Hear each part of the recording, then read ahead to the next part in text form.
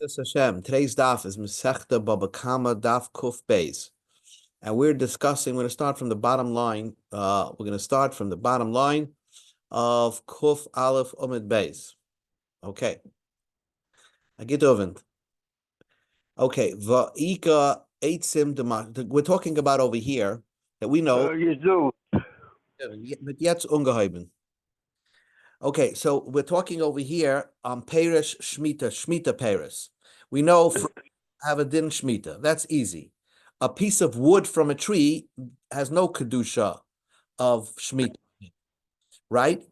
Now, what happens if you have a piece of wood from a tree that you're using as a torch?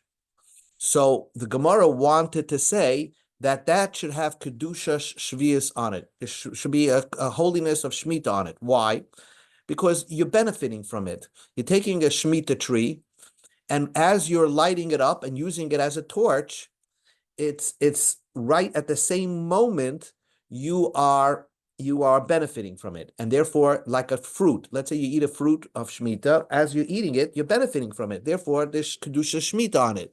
So why isn't it that wood that you could light up as a torch, the hana'ason u'bi'iron shava, the benefit from that wood and the destruction of that wood happen at the same time.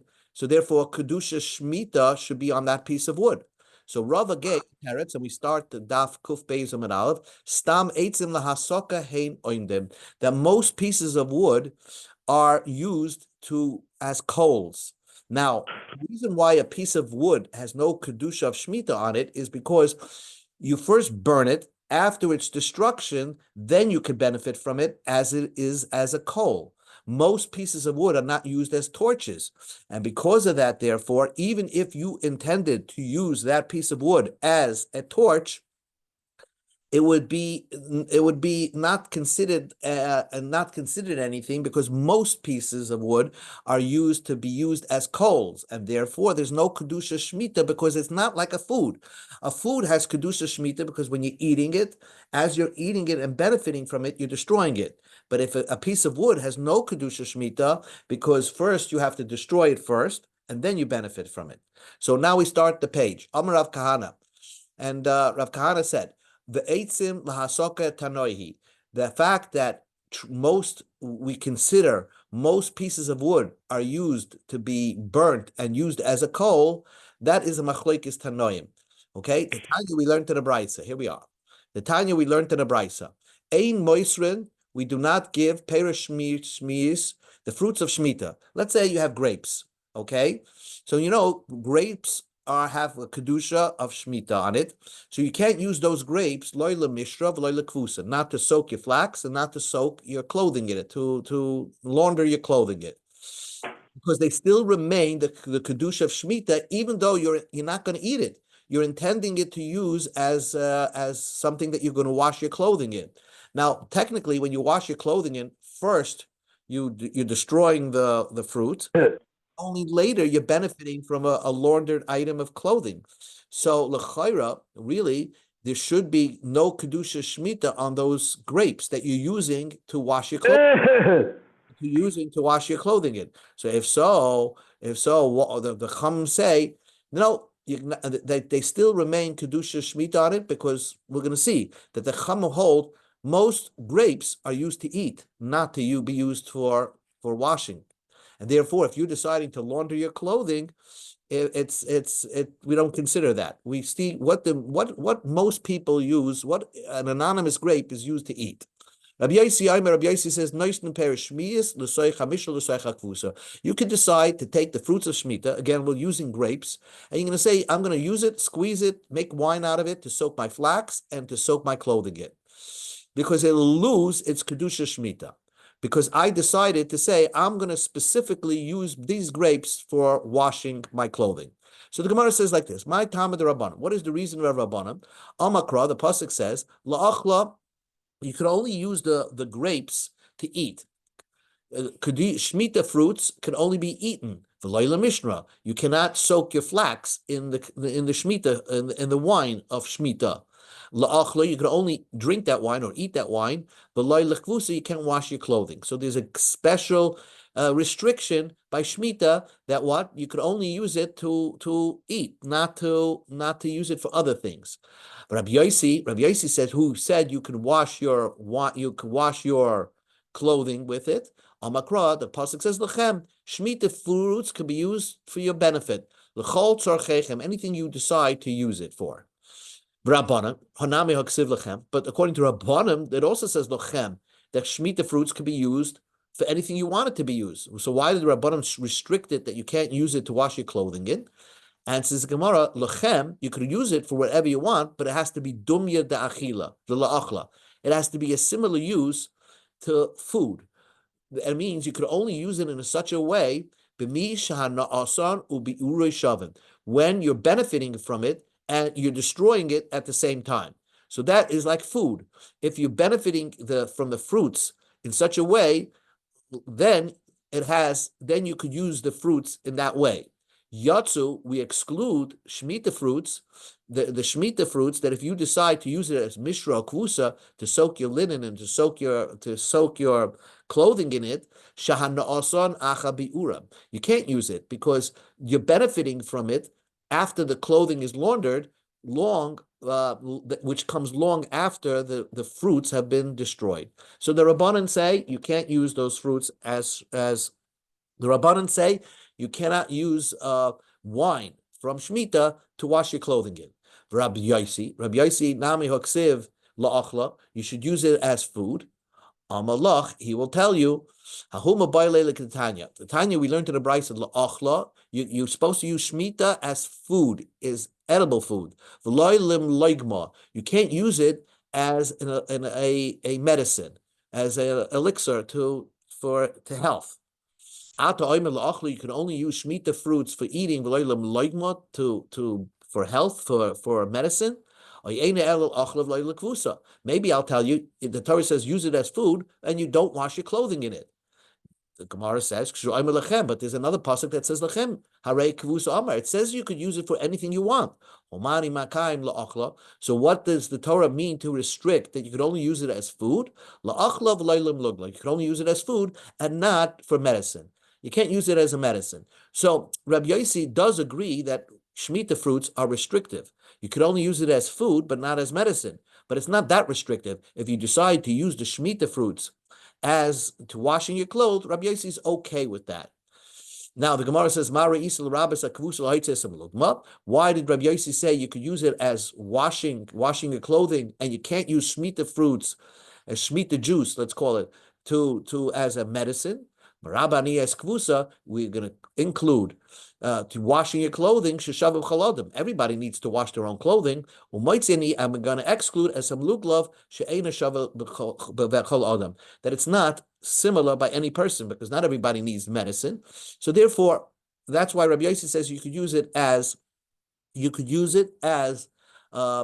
washing your clothing, but not use it as medicine. So getting back to what we were saying over here, since Rabbi Yossi says most fruits can be used, most grapes are used to eat. Most grapes are used to make wine. You're not using it as, to wash your clothing in. So, but nevertheless, Rabbi Yossi says, if you decide to do that, then we're going to follow what your thoughts are. And therefore, it's going to lose its kedusha shmita, and you can actually wash your clothing in it. So Rabbi Yossi would disagree with this idea of a stam eitzim lahasaka. That wood, if something is, most of people use it a certain way, you cannot take it out from that certain way. Rabbi Yossi would disagree with that, but the Chachamim would hold of that concept, because the Chachamim says that even if I decide to use my grapes, make it wine to wash my clothing, but most people won't use the wine that way, and therefore my mind will not take it out from its general use. So, because we'll say stam grapes are used for drinking wine.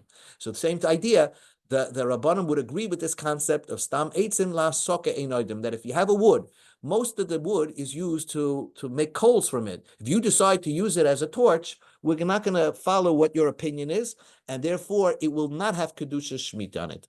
Okay, a little thing of just to wrap things up. Kaman Asla Hadutanya, who's the author of the following brisa? La'achlav loylam lugmal, la'achlav loylizilav. You could only use shmita fruits not for medicine and not for scenting your home. La'achli, you could only use it to eat. V'loylasas mini apiktivizen, to make it something that helps you digest or bring up food that is not digesting, to make you vomit. You can't use the shmita fruits in that way. Come on, who's the author of that brisa? Rabbi Yossi.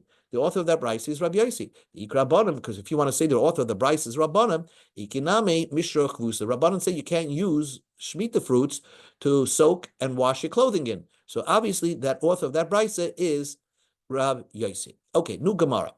We learned in the brisa, we learned in the Mishnah like this. A guy gave a piece of wool to his dyer, and he told him dye it red, and the dyer made it white, made it black. He told him to dye it black, and the guy messed up.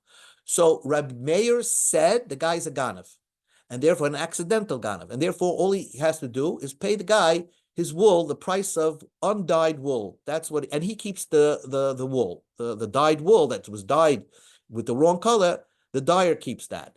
Rabbi Yehuda says, no, you have to give the wool back to the original owner, but the owner of the wool, the owner pays you a discounted price because you really messed up his order. Okay? That was Rabbi Yehuda's opinion in our Mishnah. So who's the halacha like? So Rabbi Yosef was sitting, Achoyred Rab Abba, and back of Rab Abba, Kamed Rav Huna, in front of Rav Huna. So Rav Huna had two students in front of him, Rav Yosef and Rab Abba. The Yosef Rav Huna Kamma, Rav Huna was giving the class, and he said, Halacha Rabbi Shua ben Karcha, we paskin like Rabbi Shua ben Karcha, Halacha Rabbi Yehuda, and the halacha is like Rabbi Yehuda. So the Gemara says, Adrinu Rabbi Yosef la'apeh. Rabbi Yosef turned around his face and he was angry at Rav Huna. He doesn't have to tell me this. It's so obvious. Amar, he said, Bishlam Rabbi Yeshua ben Karcha Itzrach. I needed Rav Huna to tell me that the halacha is like Rabbi Yeshua ben Karcha, and we're not sure which Rabbi Yeshua ben Karcha we're talking about, but hold that point. Why did Rabbi Huna have to tell you in class that halacha is like Rabbi Shua ben Karcha? Because I would have thought Yochid Karabim, halacha Karabim. If you're not sure who the paskin like, if you Yochid versus a Rabbim, normally the halacha is like the majority. Kamash Malon, that's what Rabbi Huna had to tell you. Halacha Kayochid, the halacha will paskin like Rabbi Shua ben Karcha. Where did we paskin like Rabbi Shua ben Karcha? That is in Masechta Avodah Zarah. I'm not going to go into it. The Tanya we learned in the Brisa, Rabbi Shua ben Karcha, Milva b'shad from mehen, Milva pen from mehen, nation matzim yadam. So this Mishnah in Masechta Avodah Zarah, where Rabbi Shua ben Karcha argues against the Chachamim, had it not been for Rav Huna telling me that the halacha is like Rabbi Yeshua ben Karcha, I would have thought the halacha is like the Rabbanim. That's why it's fine that Rabbi Huna had to tell everybody, hello, the halacha is like Rabbi Yeshua ben Karcha. Ella, but why did he have to tell us that the halacha is like Rabbi Yehuda in our Mishnah? Halacha Rabbi Yehuda lamali. Why did he have to tell you that halacha is like Rabbi Yehuda in our Mishnah? Machloikis v'achakach stam. Sometimes it's first this Mishnah. It has a machlokes, Rabbi Meir and Rabbi Yehuda, and then later on, Rabbeinu HaKadosh, who authored the Mishnayos, edited the Mishnayos, made an anonymous Mishnah that agrees with Rabbi Yehuda. So it seems that Rabbeinu HaKadosh paskin like Rabbi Yehuda. So it's obvious if you learn Mishnayos, you know the halach is like Rabbi Yehuda. Or machlokes v'achakach stam, when you have first a Mishnah that brings you a machlokes, and then another Mishnah says you the same halacha, but it only says it like the opinion of one of those people. Halacha kastam, the halacha, it seems that the halacha is like a stam Mishnah. And therefore, the halacha should be like Rabbi Yehuda. It's obviously, if you learn Mishnayos, you know for a fact that the halacha is like Rabbi Yehuda, and therefore I did not need. That's why Rav Yosef was upset that Rav Huna is telling something so obvious that the halacha is like Rabbi Yehuda. Why? Let's see it. Machlokes b'Bava Kamma. The machlokes is in Bava Kamma, and as I said, this is our Mishnah. The man gives something to a dyer. It's by like Adam to dye it red. Utzvay shacha, and he dyed it black. Shacha utzvay Adam dyed black, and he dyed it red. So the dyer messed up. So therefore, the dyer is like an accidental ganav. So he keeps the misdyed wool, and Rabbi Yossi, Rabbi Meir Ayman, nice and light demate samurai. He just gives back the owner the value of his wool undyed. He pays him a check. Rabbi Yehuda says, no, you have to give the misdyed wool, albeit the wool that's dyed with the wrong color, back to its original owner. And the owner of the wool will pay a very discounted price for this mess up job. So there's machloikis in Masechta Baba Kamma, Reb Meir and Reb Yehuda. Ustam Baba Metzia, but there's a Stam Mishnah, an anonymous Mishnah in Masechta Baba Metzia that aligns itself up with the opinion of Rabbi Yehuda. It's now we learned in the Mishnah, Kol HaMashana, if the owner of if the guy, let's say the cleaners, the dry cleaners, or the dyer, or whatever it is, he messed up the job, Yodei al Tachtoina, then his hand is underneath. That means the rights go to the owner of the item of clothing, and therefore the owner of the item of clothing will pay the lower amount. Will pay a lower amount. So we see that Kol HaMashana Yodei Tachtoina aligns itself up with the opinion of Rabbi Yehuda, and this is an anonymous Mishnah. So first there was a Machlokes in Masechta Bava Kamma, and then we have a Stam Mishnah in Bava Metzia. Certainly the halacha is like Rabbi Yehuda, like the Stam Mishnah in Bava Metzia. The Mishnah says that if a worker retracts in the middle of a job and quits his job, then he has a lower advantage when it comes to at least getting paid for the work that he did do. So now it's obvious Rav Huna did not have to tell you this. So the Gemara asked Rav Huna, what was Rav Huna teaching you? Rav Yosef is correct. So the Gemara says, Itzrach. I would have thought, Ein Seder La Mishnah, Ustam Ba'acha Kach Machaloikis. I would have thought that, yes, true, you have Machlokes in Masechta Bava Kamma, and you have a Stam Mishnah in Masechta Bava Metzia, but who told you that Bava Kamma is the first Masechta? Maybe, and Bava Metzia is Masechta number 2, maybe Bava Metzia is Masechta number 1, and Bava Kamma is Masechta number 2. There's no Seder, maybe, in the order of Mishnayos. Ustam, maybe the Stam Mishnah was first, and then Rebbe said, you know what, I'm not going to paskin like that Stam. Really, it was a Machlokes. So therefore, you don't have that rule, machlokes v'achas. So it's not clear if you learn Mishnayos, that the halacha would be like Rabbi Yehuda, Rabbi Yosef. Why do Rabbi Yosef think that it's obviously the halacha is like Rabbi Yehuda? If you're going to say that Bava Metzia may have been learned before Masechta Bava Kamma, kol machlokes v'achas tama neba ein seidel mishnah ustam v'acham k'loisel. Then anytime you're going to have this concept of stam and machlokes, and you always pass machlokes v'achach stam, you could always and say you should paskin like the stam. That rule will fall away because everybody will ever ask you who said this Mishnah was learned first. Maybe that Mishnah was learned first. Maybe the stam Mishnah came first and then the machlokes, and not the other way around. So when are you going to have this rule of machlokes v'achach stam? The halacha is like the stam Mishnah. Rabbi Huna says, certainly. And when do I tell you, ain't Seder la Mishnah? There is no Seder to the order. In one Masechta, it was organized in a perfect order. So if, let's say, in Perek Gimel, there's a Machlokes, and then in Perek Dalet, there's a Stam Mishnah, you paskin like the Stam Mishnah, because in one Masechta, Rabbeinu HaKadosh ordered the Masechta in a perfect order. Perhaps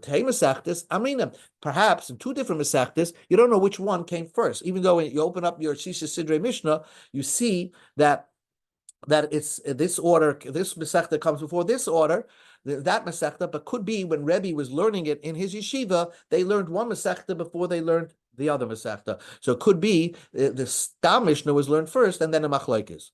So Rav Yosef, what does Rav Yosef do? That's a good idea. Rav Yosef will tell you, and this is the first time we see this concept, that Bava Kamma, Bava Metzia, and Bava Basra, according to Rav Yosef, was actually one Masechta. It became probably so daunting and big, they divided it up into 3 Masechtas. So therefore, Rav Yosef felt that if a Mishnah is, therefore there's an order to Bava Kamma is definitely first, Bava Metzia is second, and Bava Basra is third. And therefore, if there's a Machlokes in Bava Kamma and a Stam Mishnah in Bava Metzia, certainly you paskin like the Stam Mishnah, so it was obvious that you should paskin like Rabbi Yehuda. If you want, I could tell him, this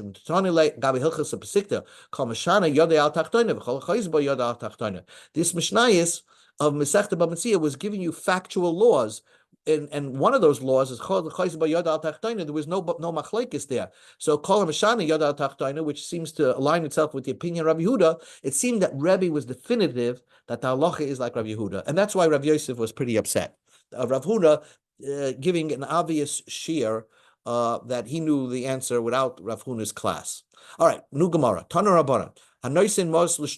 Someone gives money to his messenger.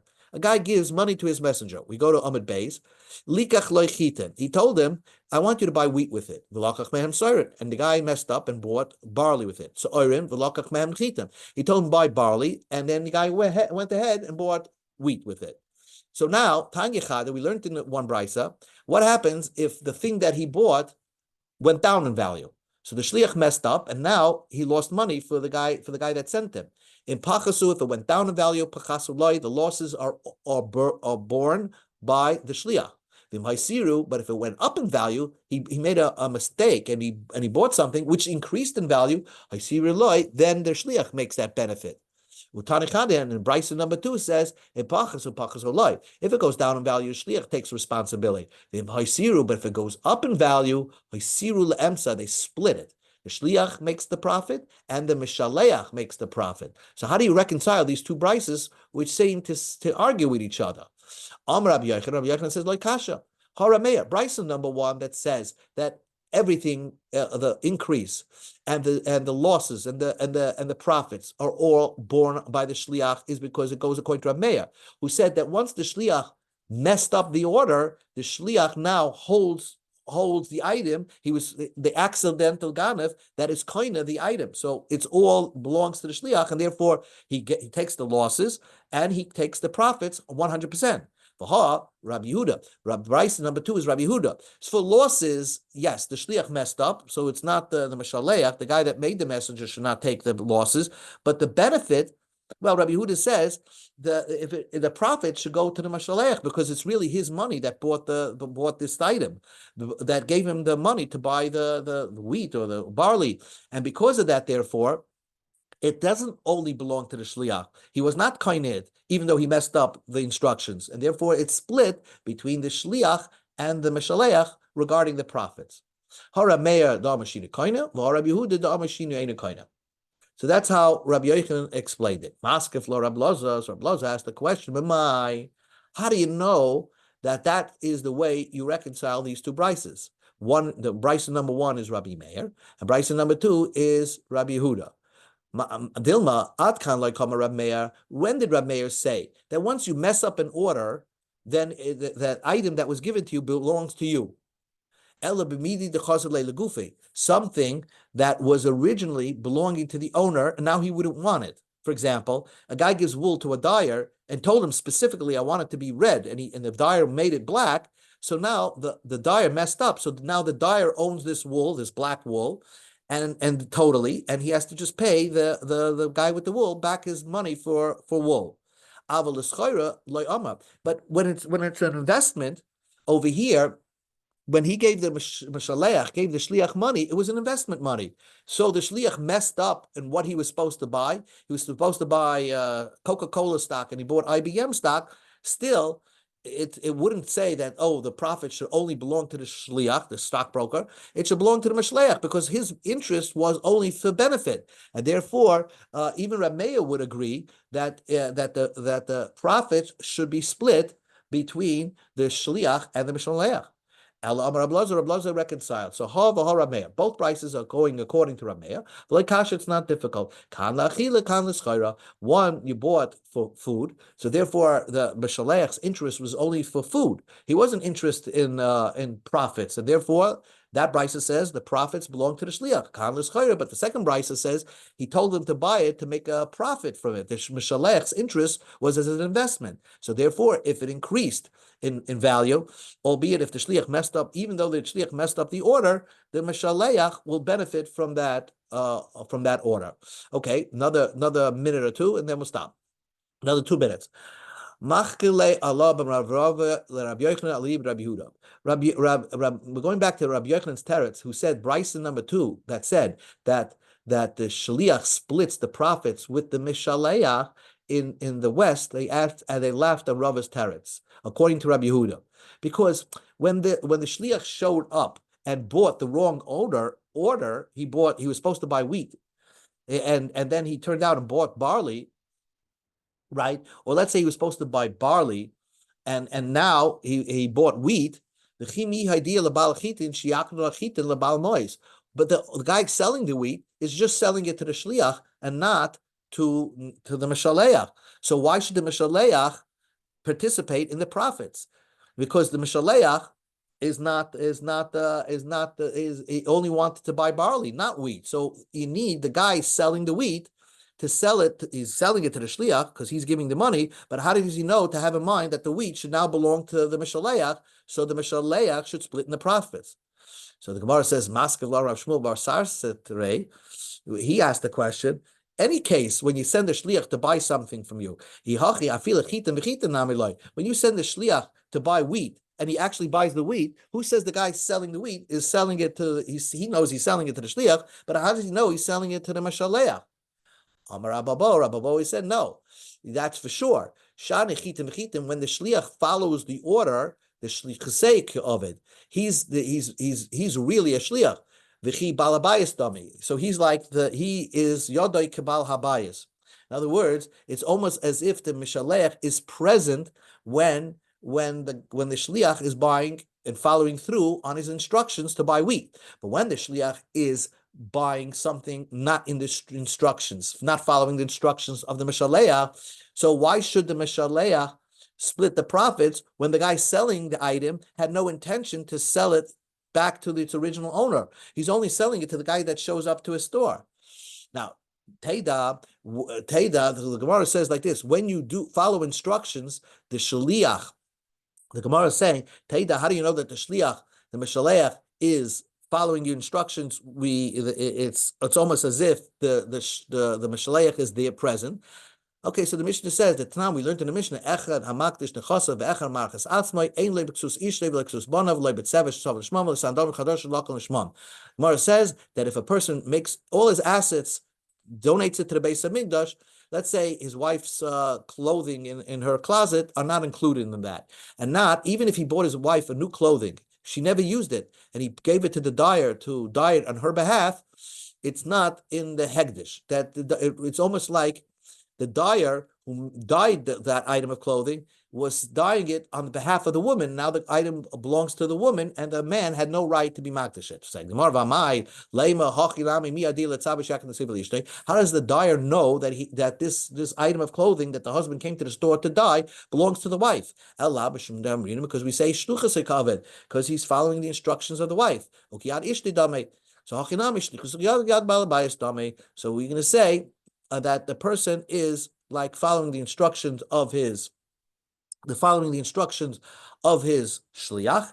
So if you're following the instructions if the shliach is following instructions of the mishaleach, then and only then we will say that the guy is selling it to the shliach and to the mishaleach, because the shliach represents not only himself, but he also represents the one who sent him to it. Okay, we'll stop over here.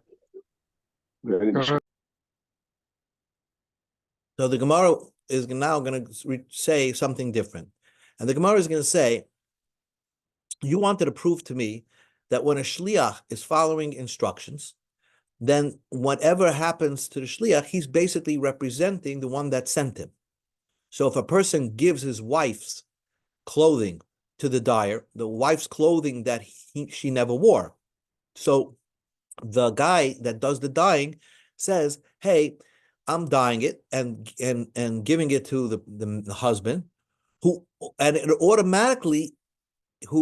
husband is representing the wife, so automatically he was makna, he was selling or having the woman acquire that item of clothing. So Kamma said, Amar Baba, not so. The reason why, when you're makdish possessions, and it doesn't include your wife's clothing in her closet, and not even items that are at the dyer, not that it belongs to your wife, it's because you never had that in mind. It's not that it belongs to your wife. That's what he means. Ask of Lara Bazera, how do you know? Does a man, when he makes his possessions hegdish, mean that his tefillin should go to the Beis Hamikdash? Utana, we learned in the Mishnah, hamagdish nechasav. If you make all your possessions hegdish, malay tefillin, then the tefillin belong to the Beis Hamikdash. It doesn't belong to you anymore. How could that be? Who wants to give his tefillin away? Abai said, yes, some people do. A person has a mind to give his tefillin away because hamagdish dechasav sava mitzvah ka'avdina.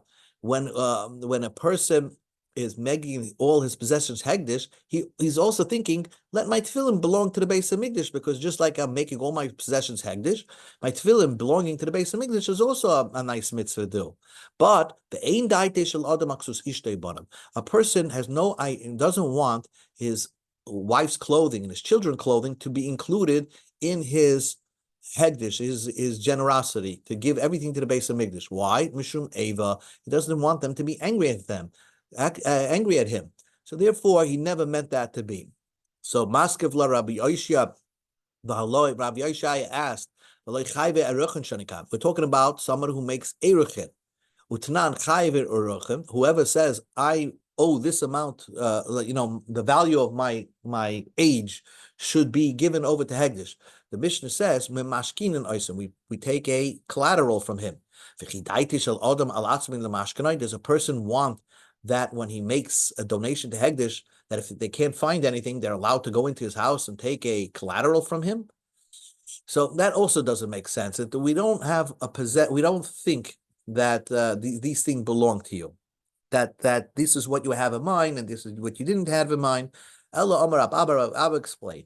Kol hamagdish techasad. Anybody who makes any of his possessions holy, Nasa kamishi iknel hangsus ishtu bonamikare. It's almost that as if he gave the item of clothing that was in the dyer's store. He gave it over already to his wife. And he says that should belong to my wife. It's not mine anymore. So therefore, whatever it is that the brisa, we just went off on a tangent over here, but the bottom line over here is that the truth is that they had a good question against Rabbi Yochanan. Rabbi Yochanan said that the splitting of the profits of brisa number 2 goes according to Rabbi Yehuda, where even though the shaliach did not follow the instructions of the Mishaleach will split the profits of the shliach with the shliach. So the Gemara says, but when the person selling the item, selling it to the shliach, he should have had in mind that he's also selling it to the Mishaleach, but he wasn't, because the shliach does not represent the Mishaleach when you're not following the instructions. So how could it be that brisa number 2 is according to Rabbi Yehuda? And this was a question that they did not like Rabbi Yochanan's understanding, reconciliation of these two brises. Okay, Be'ez Hashem, tomorrow we'll start with Tana Rabbanan.